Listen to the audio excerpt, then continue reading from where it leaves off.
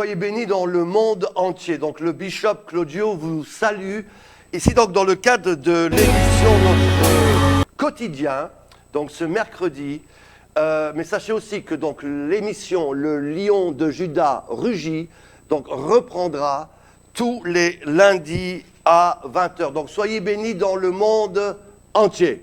J'aimerais donc en tout cas ce soir parler de que Dieu cherche, n'est-ce pas, des hommes qui élèvent un mur et qui intercèdent pour le pays, pour rebâtir les brèches devant l'Éternel en faveur du pays. En effet, lorsqu'on regarde la situation au niveau mondial, comme elle était à l'époque du temps d'Ézéchiel, chapitre 22, verset 23, où Jérusalem va être jugée, parce que les catastrophes arrivaient, parce que les religieux étaient devenus, n'est-ce pas, contre Dieu. Aujourd'hui, de la même manière, le monde va à la dérive, la politique va à la dérive, n'est-ce pas, les églises vont à la dérive, les pasteurs, n'est-ce pas, ne marchent plus selon la volonté de Dieu. Et donc, dans cette parole, Ézéchiel 22, 23 est très clair.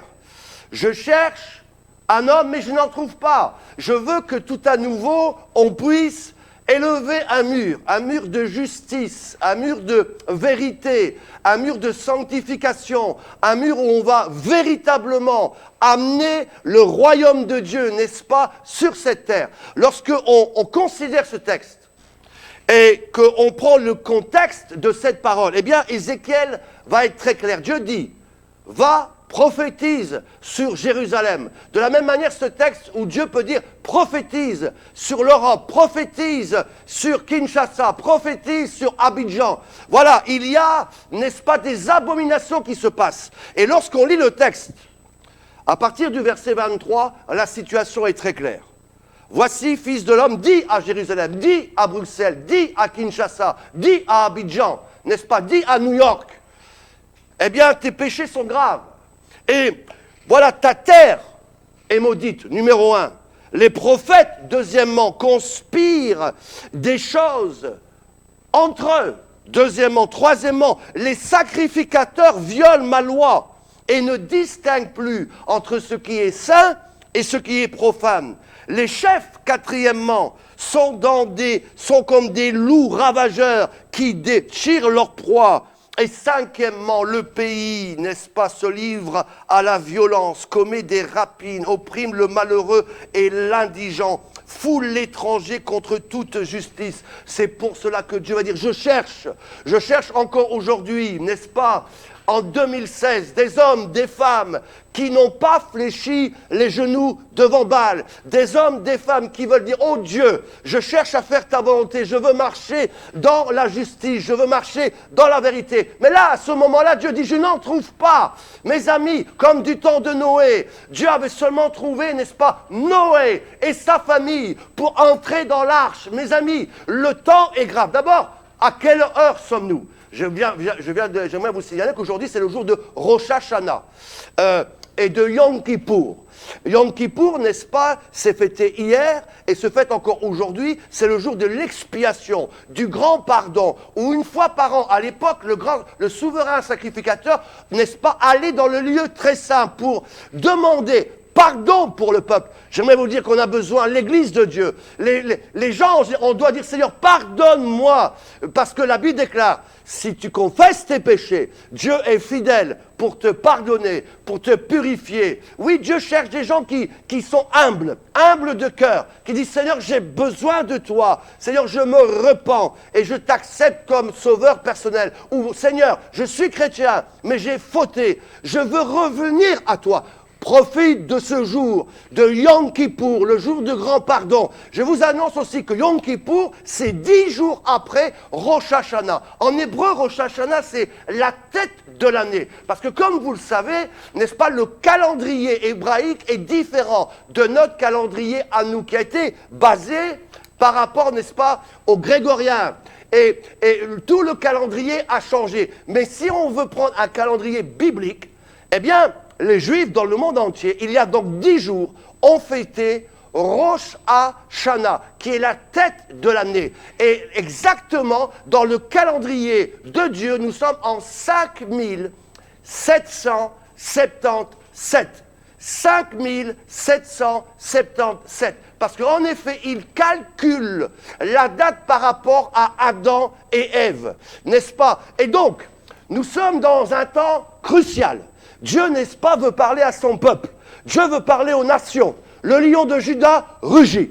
Dieu veut parler, n'est-ce pas, pour dire « Repens-toi, l'heure est grave. » Nous sommes dans les derniers temps. La Bible déclare que les gens seront de plus en plus fanfarons, aimant les plaisirs plus que Dieu. Mais j'aimerais vous dire que tout à nouveau, Dieu cherche des hommes, des femmes, qui vont marcher avec lui.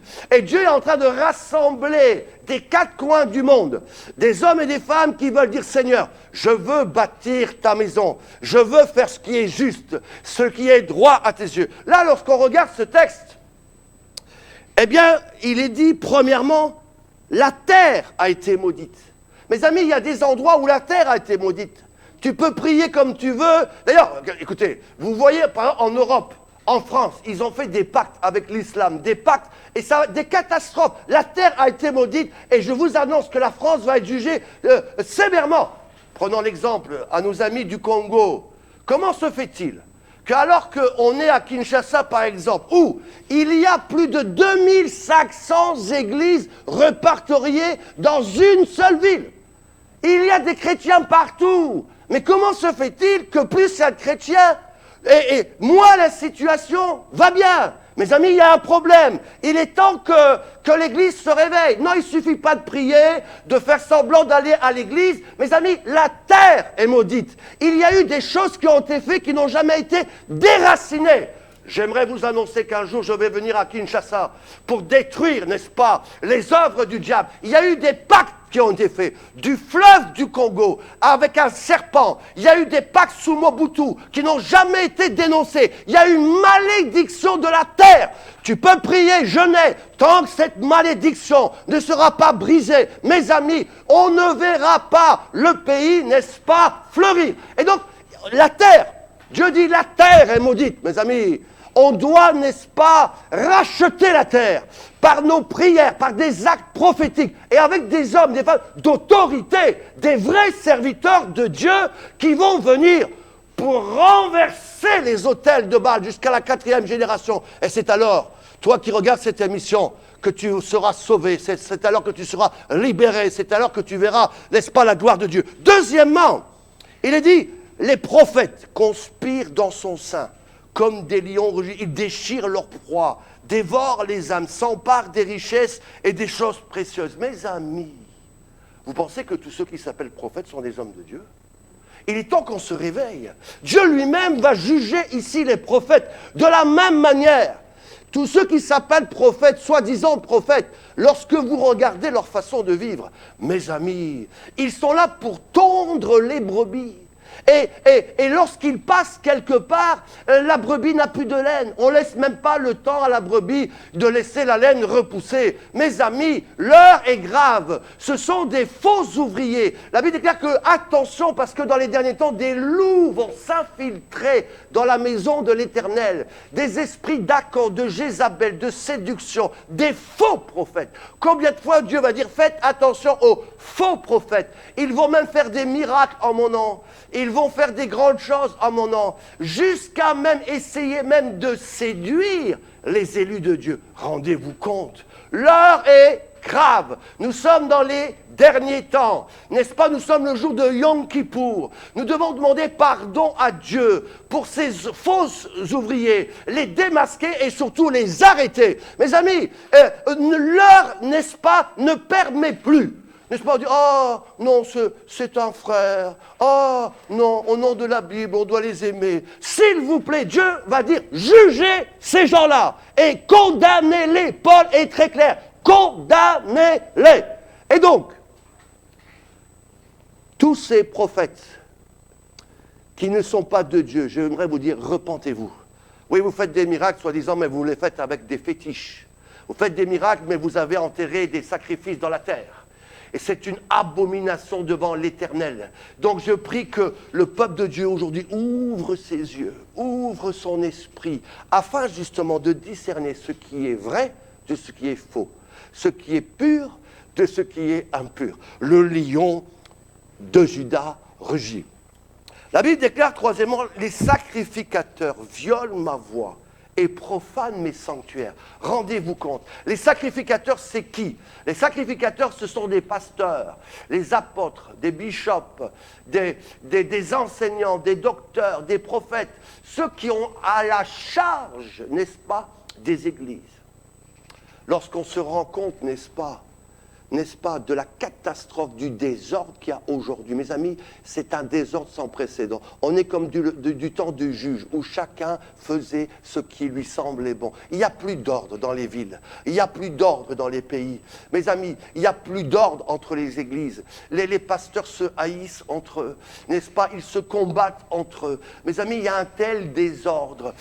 Les gens qui vont dans certaines... Au lieu d'aller de gloire en gloire, ils vont de pire en pire. Il y a vraiment un problème. Et j'aimerais vous dire que la tête est malade. Et lorsque la tête est malade, c'est tout le corps entier, n'est-ce pas, qui devient malade. Et je dis, Seigneur, et je prie que Dieu suscite tout à nouveau des sacrificateurs selon l'ordre de Melchisédek, selon les fils de Sadoc, qui n'ont pas, n'est-ce pas, fléchi les genoux devant Baal. On voit ça aussi dans Ézéchiel 44, des sacrificateurs qui cherchent non pas leur gloire, non pas leur renommée, non pas de l'argent, de la richesse, mais qui cherchent la gloire de Dieu, le Dieu d'Abraham, d'Isaac et de Jacob. Le lion de Juda rugit. Ces chefs, quatrièmement, sont comme des loups qui déchirent leur proie, ils répandent le sang, perdent les âmes pour assouvir leur cupidité. Mes amis, l'état est grave. Lorsqu'on regarde les chefs conducteurs dans le monde, les hommes politiques, les hommes d'affaires, lorsqu'on voit ce qui se passe, c'est une catastrophe. C'est pour ça que Dieu va dire, priez pour le bien de votre pays. Parce que votre bonheur dépend du sien dans Jérémie. On doit absolument prier pour les autorités, afin que Dieu nous donne des autorités, des chefs sur les villes, des gouverneurs, des ministres, des présidents, selon le cœur de Dieu, comme Dieu a fait du temps de Joseph, du temps de Esther, du temps de Néhémie. Mes amis, Dieu ne change pas. Si mon peuple sur qui est invoqué mon nom s'humilie, prie et me cherche, je guérirai son pays. Je vais rétablir sa condition. Je vais mettre à leur tête des hommes et des femmes qui craignent le nom de Dieu. Et c'est ainsi que le peuple, dans sa totalité, pourra tout à nouveau, n'est-ce pas, jouir des bienfaits de l'Éternel. Mais mes amis, lorsque la tête, tout à nouveau, est malade, c'est tout le corps qui est malade. Et donc là, Dieu punit, reproche aux leaders religieux, leaders spirituels, leaders dans les affaires, leaders politiques, de changer, parce qu'ils se sont corrompus. Donc on doit revenir à Dieu.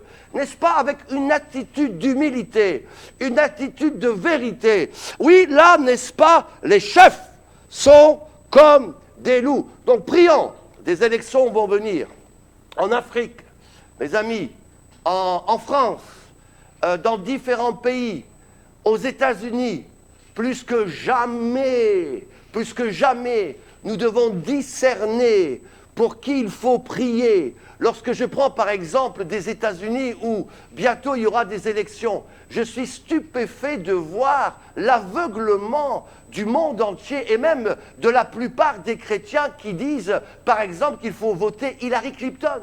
Tous les pasteurs, n'est-ce pas, qui marchent avec Dieu vont vous dire ceci. Hillary Clinton, c'est un esprit de Jézabel, de séduction sans précédent. D'abord, je vous annonce qu'elle a fait une déclaration à la télévision tout récemment où elle demande aux Américains d'abandonner leur foi en Jésus-Christ. Mais vous vous rendez compte? Mais les gens sont aveuglés. Et j'aimerais vous dire, les chefs sont corrompus. Et on doit prier afin que les choix de Dieu, afin que la volonté que Dieu a décidée dans le ciel vienne sur la terre. Et c'est ainsi que Dieu pourra donner au pays, au continent, des chefs selon le cœur de Dieu. Donc, on se rend compte. Quatrièmement, les chefs sont corrompus. Mes amis, on doit se repentir. Cinquièmement, la Bible déclare que le peuple du pays en entier se livre au vol, se livre à la violence. Mes amis, lorsqu'on regarde les informations aujourd'hui, partout, on se rend compte de la catastrophe. Le péché devient général. On assiste à des gens qui se font poignarder à droite, à gauche. Les gens ont même peur de prendre le métro, peur de prendre le bus, peur de prendre l'avion, parce que peut-être qu'un attentat va arriver. Mes amis, dans quel monde sommes-nous? Il y a des enfants, prenons le cas de Bruxelles, qui n'osent même plus prendre le métro parce qu'ils ont peur de se faire agresser. Ils ont peur de se faire insulter. Mes amis, on arrive dans la fin des temps. Et parce que la tête est corrompue, tout le corps, dans sa totalité, parce que la terre est maudite, eh bien, on assiste à une progression du mal dans sa totalité, dans tous ses travers. Et le peuple, n'est-ce pas, au lieu de chercher la face de Dieu, se corrompt de plus en plus. Ils ne sont plus droits. Oh, pour des petites affaires, ils vont essayer de vous rouler. Ils vont essayer de vous avoir pour 5 euros. Ils vont vous mentir. Aujourd'hui, il y a des gens qui mentent plus qu'ils ne respirent. Même dans ce milieu dit chrétien. Mes amis, l'heure est grave. Dieu dit à Jérusalem, attention, repens-toi, parce que la terre est maudite. Les prophètes se sont corrompus. Les sacrificateurs se sont corrompus. N'est-ce pas? Les chefs ne sont plus droits devant moi. Et le peuple, maintenant, dans sa totalité, s'égare. C'est comme du temps de Moïse, où lorsque Moïse est parti sur la montagne, le peuple en bas construisait un veau d'or et se prosternait devant des prostitutions invraisemblables. Aujourd'hui, mes amis, l'heure est grave. Donc Dieu va dire, je cherche des hommes. Là, à ce temps, il va dire, je n'en trouve pas. Parce que j'aimerais vous dire, il y a beaucoup d'appelés, mais il y a peu d'élus. Il y a beaucoup de gens qui vont, soi-disant, dans les églises, mais la vérité, c'est qu'il y a un seul reste qui véritablement ne va pas dans ce chemin large et spacieux qui mène à la perdition. Mes amis, dans le désert, ils sont tous morts. Seulement 2. Josué et Caleb, n'est-ce pas, sont rentrés dans le pays promis. J'aimerais vous dire que Dieu est en train de créer une nouvelle réformation, une nouvelle génération, une nouvelle armée qu'il va rassembler du nord, du sud, de l'est, de l'ouest, des hommes et des femmes, n'est-ce pas, qui ont l'esprit de David, qui savent s'humilier, qui cherchent le royaume de Dieu, qui cherchent à bâtir, n'est-ce pas, une maison pour Dieu et non pas une tour, pour que leur nom soit glorifié. Et comme la tour de Babel, tous ces ministères, toutes ces églises qui sont bâties selon le modèle de la tour vont être renversées et détruites. Le lion de Juda rugit. Donc Dieu cherche des hommes qui vont rétablir des murs, qui vont réparer les brèches, comme du temps, n'est-ce pas, de Néhémie, où Dieu dit à Néhémie, va parce que Jérusalem est en ruine. Les murs sont en ruine. Mes amis, aujourd'hui, les barrières sont parties. Il y a des ruines partout. En Europe, en Afrique, en Australie, en Chine, aux États-Unis, n'est-ce pas, en Russie, dans les 5 continents, sur les îles, les ruines sont par terre. Et Dieu cherche des hommes qui vont rétablir, rehausser le niveau, qui vont tout à nouveau être la lumière du monde, le sel de la terre. Parce que mes amis, si le sel perd sa saveur, à quoi ça sert? Si au lieu de mettre la lumière sur la table, tu laisses la lumière en dessous de la table, à quoi ça sert? Mes amis, aujourd'hui, l'Église n'est pas conquérante. L'Église ne se multiplie pas. L'Église ne va pas de croissance en croissance. L'Église est en train, n'est-ce pas, de tourner comme le mauvais vinaigre. Elle tourne comme le mauvais vin. Elle devient sans saveur. Elle devient sans effet. Elle n'attire plus. J'étais il n'y a pas longtemps, n'est-ce pas, dans un magasin à Bruxelles, et pour acheter certaines choses pour la famille. Et j'étais stupéfait. Dans un magasin congolais, les gens s'appelaient pasteur, pasteur, pasteur. Alors moi, je dis, ah bon, c'est très bien, vous êtes des pasteurs ici. Ah non, non, non, non. On dit c'est cela parce qu'on se moque des pasteurs, vous ne vous rendez pas compte, ce sont tous des voleurs ici. Ah! Et puis il y a quelqu'un qui rentre dans le magasin et dit, mais attention, là c'est un homme de Dieu, c'est le bishop Claudio. Mes amis, l'Église a tellement fait de mauvaises choses qu'il y a véritablement une honte. Donc, si mon peuple, n'est-ce pas, sur qui est invoqué mon nom, n'est-ce pas, fléchisse les genoux, demande pardon, Dieu ne peut redresser le pays. Donc, le lion de Juda rugit. Donc, il cherche des hommes, des femmes, qui vont remettre des barrières. C'est la prière, c'est la parole de Dieu. Ce sont des actes clairs, des actes forts, des actes, n'est-ce pas, qui sont à la gloire de Dieu. Parce que Dieu a préparé pour chacun d'entre nous des œuvres afin que nous les pratiquions. On a tellement de bonnes œuvres à faire. Des œuvres pour être la lumière du monde, des œuvres pour être le sel de la terre. Il y a l'évangélisation, la formation, toucher les différentes couches de société, toucher le monde des affaires, toucher le monde artistique, toucher le monde politique par la parole de Dieu. Et Dieu cherche des vaillants guerriers de David, comme, n'est-ce pas, dans 2 Samuel 23, alors que David devenait vieux, il va rappeler les exploits, mes amis, des vaillants guerriers de David. Il va dire, voilà, n'est-ce pas, cet homme-là, Éléazar, fils de Dodo, a confronté les Philistins, et il en a tué 10 000, 15 000. Voilà cet homme, n'est-ce pas, Ashido, cet homme, Takemo, Nit, lui a tué les ours, lui avec sa lance a fait des exploits extraordinaires. Mes amis, Dieu cherche aujourd'hui des hommes qui vont rehausser le niveau de l'évangile, qui vont élever des murs, des barrières pour l'évangile, dans la prière, dans des actes aussi prophétiques, des hommes hors du commun qui vont faire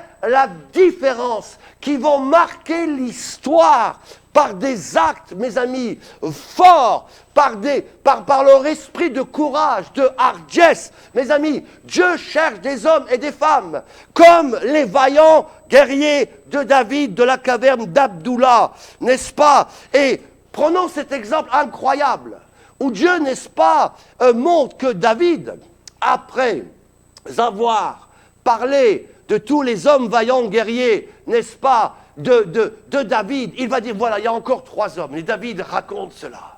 Ces 3 hommes-là, n'est-ce pas, alors que j'étais là à mon poste dans la forteresse, eh bien, des Philistins sont arrivés. Vous voyez ça dans 2 Samuel 23, versets 14, 15. Et les Philistins ont bloqué la source d'eau. Et ils ont bloqué la porte de Bethléem, qui représente le pain. Voyez-vous, le diable attaque l'eau, qui représente l'onction, la vie. Le diable attaque le pain, qui représente la parole de Dieu. Donc David, tout à coup, se fait entourer par l'ennemi. Et là, mes amis, Dieu va raconter quelque chose dans sa parole d'extraordinaire. Des hommes qui ont relevé le standard de l'évangile. Des hommes qui vont faire des exploits hors du commun. Qui vont, n'est-ce pas, rebâtir les brèches, rebâtir les murs. N'est-ce pas? La Bible déclare que David va dire, j'ai un désir de boire de l'eau de la source, parce qu'il se rappelait sa jeunesse où il faisait paître les brebis pour leur faire boire de l'eau. Il se rappelait de cet endroit où il a terrassé Goliath. Il avait un désir, n'est-ce pas, de boire cette eau, de se souvenir que Dieu l'avait utilisé pour faire des exploits extraordinaires. Et là, 3 hommes vaillants, la Bible déclare que, au prix de leur vie, écoutez-moi bien, ils ont traversé le camp de l'ennemi. La Bible déclare qu'ils passèrent au travers du camp des Philistins. En hébreu, c'est écrit qu'ils sont partis au cœur de la porte de l'ennemi. Ils ont battu les Philistins et ils sont passés à travers pour apporter, n'est-ce pas, de l'eau à David. Et David était tellement, mes amis, touché par cet exemple, qu'il a dit, oh non, je ne peux pas boire de cette eau, parce que ces hommes ont risqué leur vie, n'est-ce pas, au prix de leur vie, pour m'apporter de l'eau. Voyez-vous, aujourd'hui, de la même manière, Dieu cherche des hommes, des femmes, qui sont prêts à faire des exploits pour Jésus. Parce que tout à nouveau, comme David, mes amis, Jésus a soif. Soif de voir la vérité sur cette terre. Soif de voir le monde changer. Soif de voir, n'est-ce pas, son royaume descendre. Mais il cherche des hommes et il n'en trouve pas. Mes amis, Jésus a soif de voir des hommes qui vont se lever pour lui. Jésus a soif de voir des femmes qui vont se lever pour lui. Parce que la Bible déclare, moi et ma maison, nous servirons l'Éternel. Le lion de Juda rugit. Non, tu n'es pas seul, toi qui peut-être a été secoué, on t'a critiqué, on t'a rejeté. Mais Dieu a mis sa main sur toi. Relève-toi, parce que Dieu va t'utiliser dans les derniers temps. Ces 3 hommes, au prix de leur vie, mes amis, eh bien, n'ont pas hésité, parce qu'ils voulaient faire plaisir à leur roi, parce qu'ils voulaient, n'est-ce pas, aider le roi David. Ils ont payé le prix au risque de mourir. Ils ont dit, non, notre roi a soif. Nous devons, n'est-ce pas, faire quelque chose. Nous allons nous sacrifier pour qu'il ait un verre d'eau. Mes amis, Dieu cherche aujourd'hui des hommes qui vont tout à nouveau faire la différence, sortir de cette mêlée, sortir de ce gouvernement mondial, sortir, n'est-ce pas, de cette église qui est prise par la franc-maçonnerie, par l'homosexualité, par les féticheurs, les marabouts. Mes amis, Dieu appelle des hommes, des femmes, n'est-ce pas, à se lever pour faire la différence. Comme Jésus est rentré dans le temple, il renversait les tables des voleurs. Mes amis, Dieu a dit, je t'établis, Jérémie, dans le ventre de ta mère. Je t'avais déjà consacré pour être un homme de Dieu, pour renverser, pour abattre, pour détruire, et pour enfin rebâtir et reconstruire. Dieu cherche encore aujourd'hui des hommes qui ont ce courage-là. En hébreu, il est dit qu'ils ont percé le cœur de l'ennemi. J'aimerais vous dire que Dieu cherche encore aujourd'hui des hommes qui n'ont pas peur de l'ennemi, qui vont savoir aller les confronter. Non seulement les confronter, les renverser. Comme David, mes amis, il n'a pas seulement renversé Goliath avec son caillou et sa fronde, mais lorsqu'il a été renversé par terre, il a pris son épée et lui a coupé la tête. J'aimerais vous dire ceci, c'est que Dieu cherche des vaillants guerriers tout à nouveau dans ces temps de la fin. Des gens qui ont l'esprit d'Élie, l'esprit de Jean-Baptiste. Mes amis, pour dire, repentez-vous, l'heure est grave. Et Dieu cherche aujourd'hui des hommes, des femmes, qui, tout à nouveau, vont dire comme Jésus, le zèle de ta maison me dévore. Oh Dieu, je suis là pour faire ta volonté. Seigneur Jésus, envoie-moi où tu voudras. Permets que je puisse accomplir les œuvres que tu as préparées pour ma vie.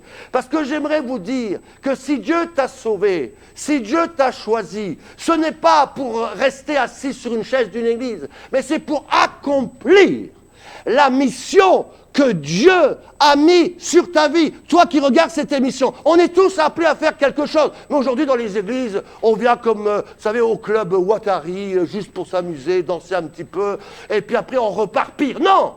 D'abord, Dieu va changer ces choses-là. Le système des églises aujourd'hui est terminé. Dieu veut faire des centres de formation, des centres apostoliques, où tu viens le dimanche dans une église, tu es repris complètement, tu es nourri. Ta vie change. Et alors tu peux dans la semaine accomplir ta mission, être la lumière du monde. Peut-être dans les affaires, peut-être dans des magasins, peut-être dans la politique. Mais au moins tu deviens la lumière du monde. Parce que Dieu cherche des hommes qui vont tout à nouveau élever un mur. Chercher, n'est-ce pas, à faire la différence. Donc, revenons à ce texte. Ces 3 hommes n'ont pas eu peur de percer le cœur de l'ennemi. Et Dieu t'a donné autorité, mes amis. On n'a pas affaire contre la chair et le sang, mais contre les principautés, les principalités, les puissances de l'air. Dieu t'appelle à avoir le casque du salut, le bouclier de la foi, les chaussures, la ceinture de sécurité. Et au nom de Jésus, la Bible déclare, nous ferons des exploits. Dieu cherche des vaillants hommes, des vaillantes femmes qui ne vont plus avoir peur. Peur de ce monde, peur de la crise économique, peur de ceci, peur de cela. La deuxième chose que j'aimerais vous dire, c'est que lorsque la Bible déclare que ces 3 hommes ont percé le cœur de l'ennemi, en hébreu, il y a une autre traduction. Et celle-là, elle est très intéressante. Il est dit qu'ils ont été au-delà de la peur qui est dans leur âme et dans leur esprit. Parce que je vous annonce, mesdames, messieurs, Vous êtes dans cette émission, le lion de Juda rugit. Et la chose la plus importante que vous devez comprendre, le bishop Claudio vous parle dans le monde entier, c'est que la plus grande bataille n'est pas, n'est-ce pas, contre les Goliaths qui se trouvent dans tel et tel endroit, mais la plus grande bataille que tu dois gagner, elle est en toi. C'est dans ton esprit. Il y a une prison qui t'empêche de pouvoir agir. On t'a emprisonné par toutes sortes de choses à la télévision. On t'a emprisonné, n'est-ce pas, par toutes sortes de pensées. On a rendu en toi un Dieu tout petit. On a rendu en toi que la crise économique va venir, donc je vais pouvoir travailler. Comment vont faire mes enfants? Je ne vais pas réussir à l'école. La peur s'installe dans le monde. La peur s'installe dans les églises. La peur même s'installe parmi les serviteurs de Dieu. Mes amis, c'est la prison dans ta tête. L'ennemi est rentré dans ta tête, dans ton cœur. Et les gens n'osent plus aller et faire la différence. Les gens n'osent plus, n'est-ce pas, sortir du lot et faire des choses hors du commun. Alors que Jésus a dit à Pierre, sors de ta barque et sors et marche sur les eaux. Si tu ne sors pas de ta barque, comment tu vas marcher sur les eaux? Pourquoi Dieu a dit à Abraham, sors de ta tente? Et lorsque tu seras sorti, alors lève les yeux, compte les étoiles. Et si tu peux les compter, telle sera ta postérité. Le grand problème aujourd'hui, mes amis, c'est que les gens ne sortent pas. Ils restent dans leur tente. Mes amis, si tu es dans ta tente, est-ce que tu vas voir les étoiles? Si tu restes dans ta tente, est-ce que tu vas voir la grandeur de Dieu? Non! Tu vas voir les araignées peut-être, les scorpions, les serpents.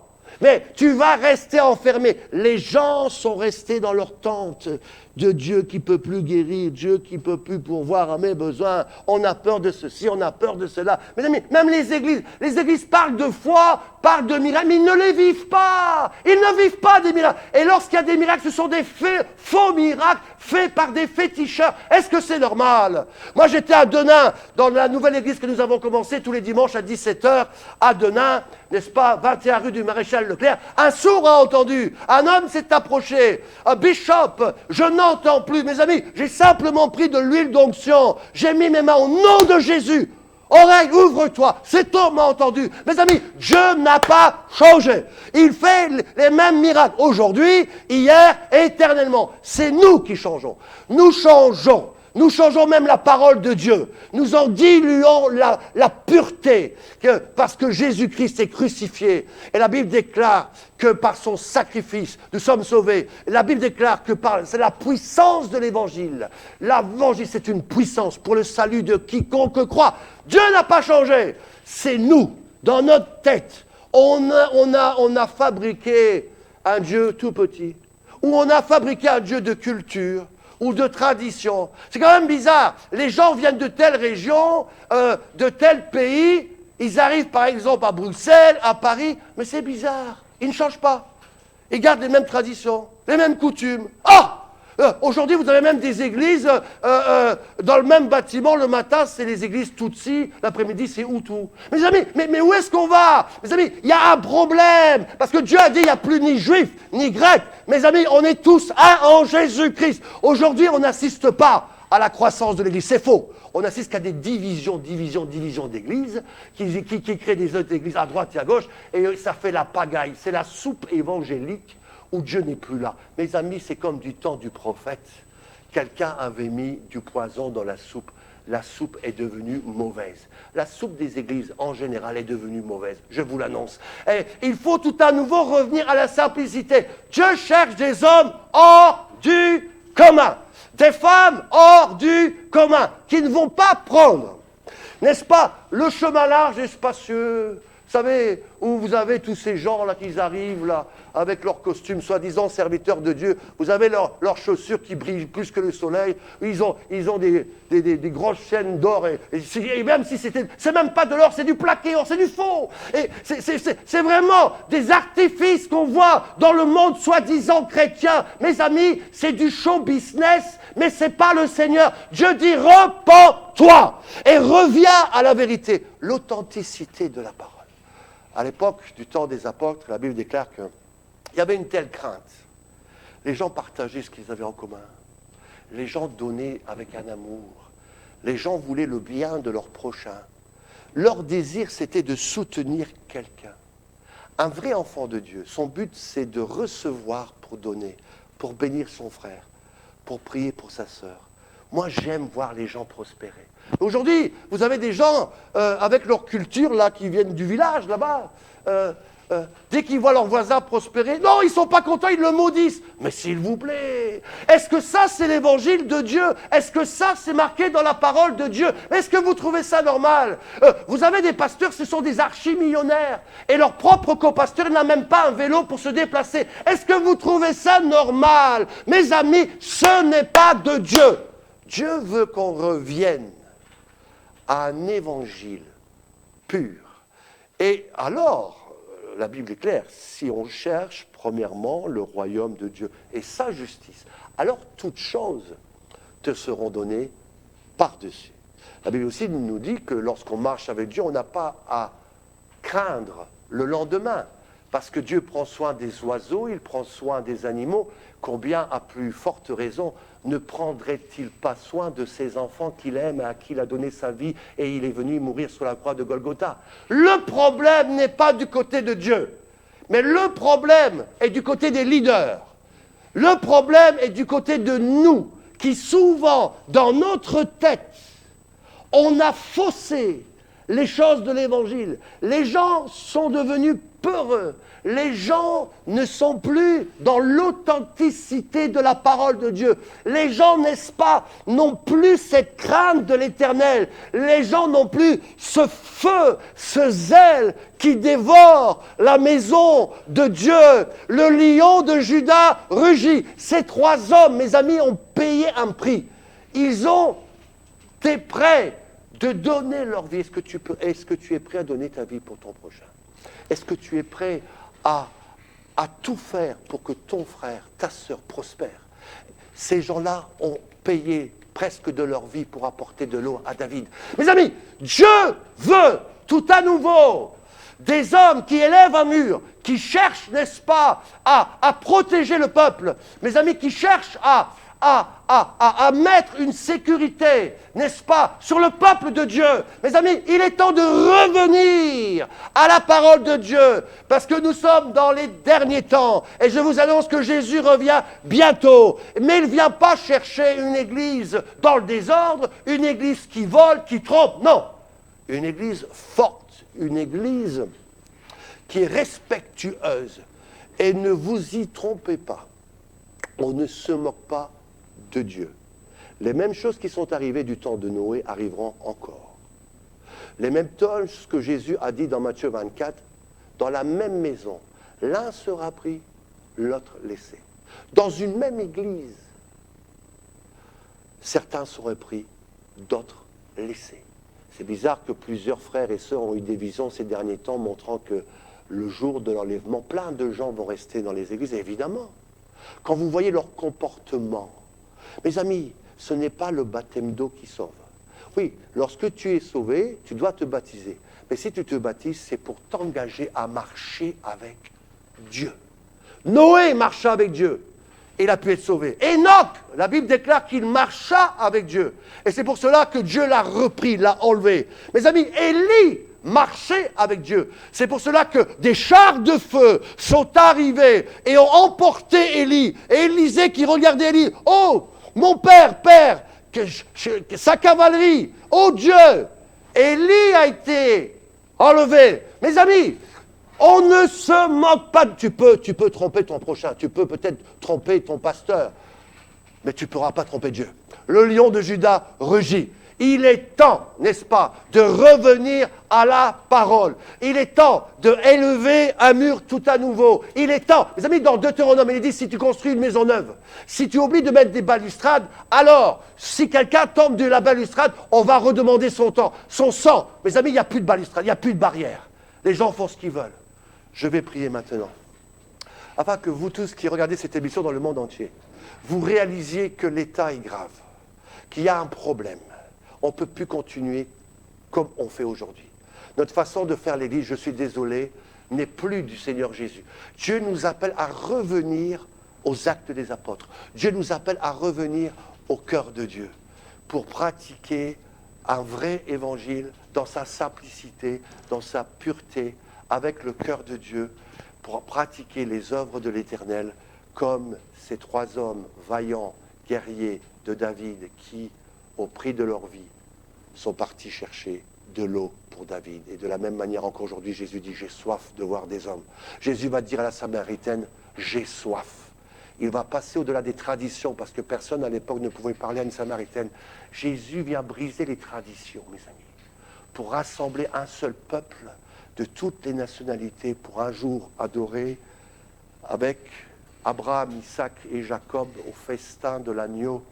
On va se retrouver tous ensemble. Prions ensemble. Seigneur, je prie que tous ceux qui ont regardé cette émission dans le monde entier, Seigneur, tu puisses les toucher, qu'ils puissent comprendre que tu viens chercher une église qui est propre, que tu viens chercher une église qui est saine, qu'on ne se moque pas de Dieu. Oui, c'est vrai, tu es un Dieu bon, mais tu es saint et tu es juste.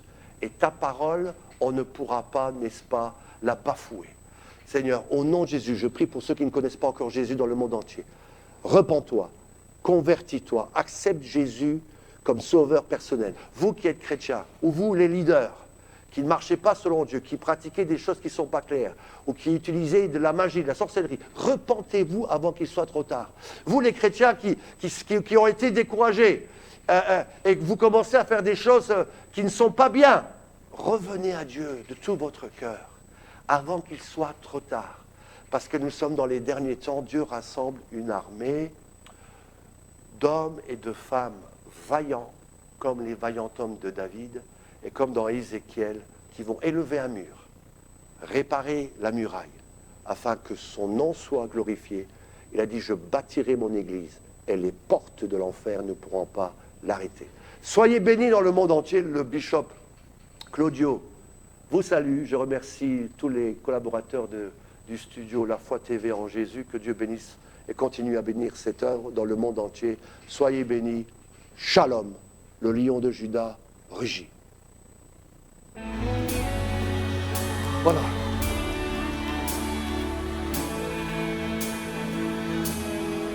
Ça va, j'ai pas été trop dur. Hein. Ah